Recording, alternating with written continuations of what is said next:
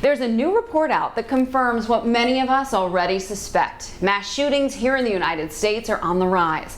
Why is that, and can we turn the tide? We're going to talk to an expert about both of those questions.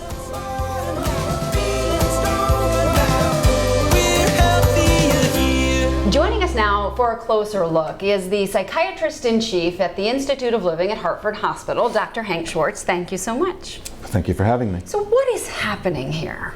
I think we're seeing a contagion effect now in which the acting out of bizarre and terrible behavior has an effect on other people who are prone to act that way, and it disinhibits them. And so we see an increasing rate of these violent shooting episodes.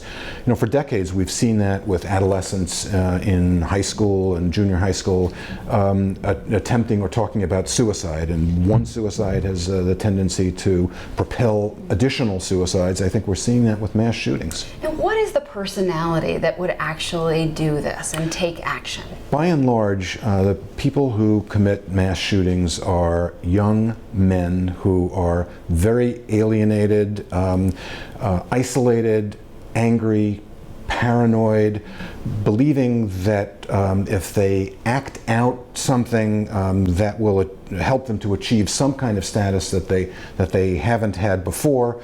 They're grievance collectors. The world has treated them poorly, and they're going to show us and prove their position through some terrible act.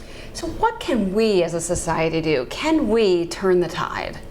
Well, that is a very, very complicated question. We have to remember that the single common denominator between all mass shootings is shooting, guns.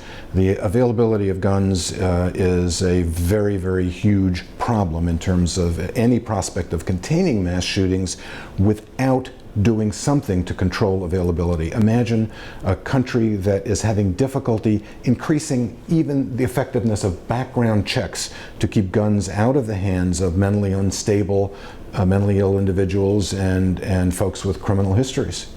What else? Are there signs, are there symptoms that we could recognize? Sure. 50% or so of individuals who commit mass shootings do have a diagnosable mental illness, and most of the rest, certainly if not formally mentally ill, are not mentally well. We have a fractionated mental health system in America. We don't expend enough resources on early intervention, on addressing the very, very beginning of mental illness in people while they're young, while the illness still has a chance of being turned around. The most effective way to prevent somebody from becoming mentally ill and then acting in this kind of way is to treat the mental illness effectively. You talk a lot about learning empathy in your presentations. Can you talk a little about that? I think one common denominator behind all of these shootings, you know, if you think about it, the mentally ill really are not responsible for a disproportionate amount of violence in America.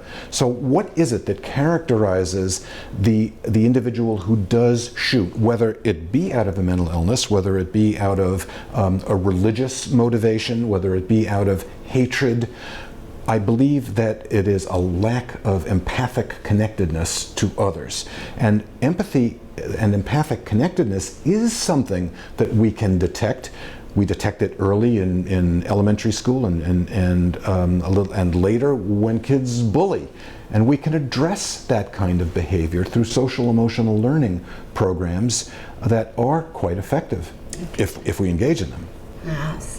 Interesting. Dr. Hank Schwartz, psychiatrist-in-chief at Hartford Hospital's Institute of Living. Thank you. Thank you.